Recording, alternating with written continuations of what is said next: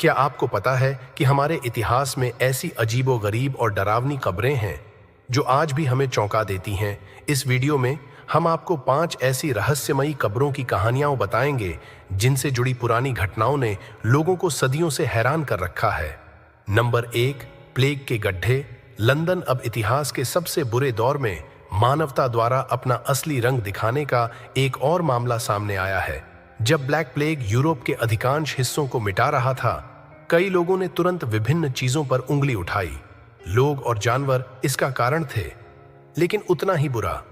जिन लोगों को प्लेग हुआ था उन्हें मूल रूप से बहिष्कृत कर दिया गया था और उनके साथ ऐसा व्यवहार किया गया था। इसलिए जब वे मर गए तो उन्हें सम्मानजनक दफन नहीं किया गया था।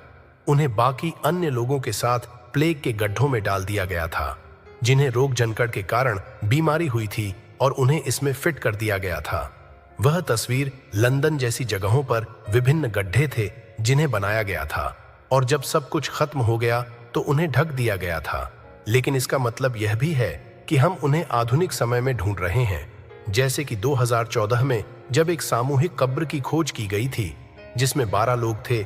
एक निर्माण परियोजना के दौरान एक अफवाह यह भी है कि एक बहुत बड़ी सामूहिक कब्र है जो लंदन के ठीक बाहर स्थित है। नंबर 2, यह बहुत डरावना है, लेकिन यह गति में एक अच्छा बदलाव है।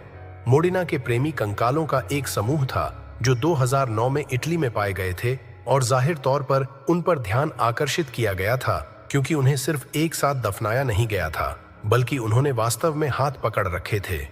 यह कुछ ऐसा नहीं है जिसे आप अक्सर देखते हैं। ट्विस्ट यह था कि उस समय वे वास्तव में कंकालों के लिंग नहीं बता सकते थे।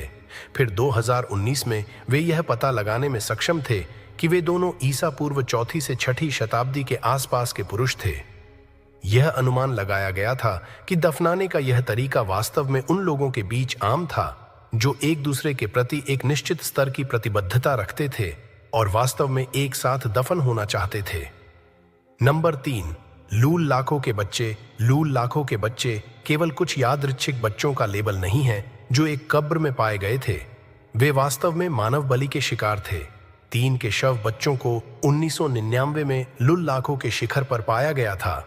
यह पर्वत अर्जेंटीना और चिली की सीमा पर है, जिसने उन्हें 1500 के दशक में इनका साम्राज्य के शासनकाल के दौरान शिकार बनाया था। जिस अनुष्ठान के लिए उनका इस्तेमाल किया गया था, 3 बच्चों को नशीला पदार्थ दिया गया था, कोका और अल्कोहल, और फिर उन्हें एक छोटे से कक्ष के अंदर रखा गया जो जमीन से लगभग 1-1.5 मीटर नीचे था, जहां उन्हें अन्य मम्मियों की तुलना में थोड़ा कम शान से मरने के लिए छोड़ दिया गया था, लेकिन शायद इसलिए कि वह एक बड़ी मरीज भी थी। यही कारण था कि ऐसा था। यह धारणा देवताओं को प्रसन्न करने में मदद करने के लिए की गई थी। पहले और बाद में कई संस्कृतियों ने दुनिया में चीजों को प्रभावित करने की कोशिश की थी। सक्रिय मानव बलि पहले से ही एक डरावनी चीज है, और देवताओं को मनाने की कोशिश करने के लिए बच्चों का उपयोग करना और भी अधिक भयानक बात है। फिर भी पूरे प्रयास के बारे में सबसे डरावनी बात यह है कि जब वे पाए गए तो बच्चे ऐसे लग रहे थे मानो वे अभी भी जीवित हों। वास्तव में वे इतनी अच्छी तरह से संरक्षित नहीं थे कि उनके शरीर के विभिन्न हिस्सों को बहुत कम नुकसान हुआ था। वे इतने अक्षुण्ण थे कि उनकी भुजाओं पर बाल भी अभी भी मौजूद थे। ऐसा इसलिए हुआ क्योंकि जिस कक्ष में वे थे उसे सील कर दिया गया था और वे ऊंचाई पर थे।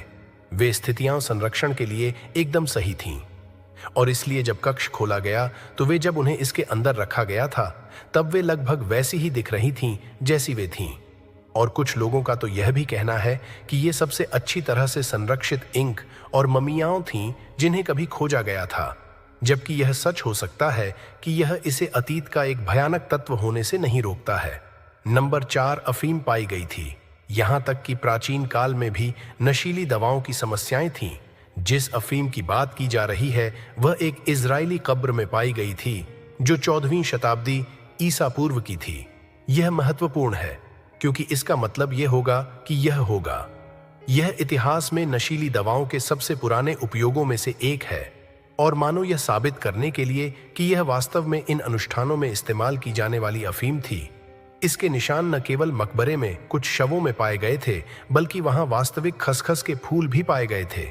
समस्या ये है कि कोई नहीं जानता कि उस अफीम का उपयोग क्यों किया गया था। क्या इसका उपयोग मरने से पहले व्यक्ति को शांत करने के लिए किया गया था, या शायद किसी तरह से शरीर को संरक्षित करने का प्रयास करने के लिए भी किया गया था? शोध ने अभी तक इसका उत्तर नहीं दिखाया है कि यह सब प्राचीन काल से है, कब्रें और विच्छेदन, और उनमें जो बहुत डरावनी चीजें मिली। नंबर 5, जब प्राचीन मिस्रवासियों ने अपने मृतकों को कब्रों में दफनाना शुरू किया था, और वे हमेशा उन्हें अकेले नहीं दफनाते थे। कभी कभी वे ऐसा भी करते थे, परिवार या करीबी लोगों को एक साथ रखने के लिए अन्य लोगों को अपने साथ रखें, और कभी कभी वे उन्हें नौकरों या यहाँ तक कि जानवरों के साथ दफना देते थे। आमतौर पर वे जानवर बिल्लियों जैसे होते थे, लेकिन 2018 में स्कारब बीटल के कुछ दुर्लभ मामले एक कब्र में ममीकृत पाए गए थे। मिस्र के 5वें राजवंश में एक मामले में 2 बड़े स्कारब लिनन में लपेटे गए थे और बहुत अच्छी स्थिति में थे, और वे एक गुंबददार सजावटी ढक्कन के साथ चूना पत्थर के ताबूत में पाए गए थे। अगर आपको यह वीडियो पसंद आया हो तो इसे लाइक और शेयर जरूर करें, और हमारे चैनल को सब्सक्राइब करना न भूलें, ताकि आप इसी तरह की और जानकारीपूर्ण और दिलचस्प कहानियां देख सकें। अगली बार मिलते हैं एक और नई कहानी के साथ। तब तक सुरक्षित रहें और सीखते रहें। धन्यवाद।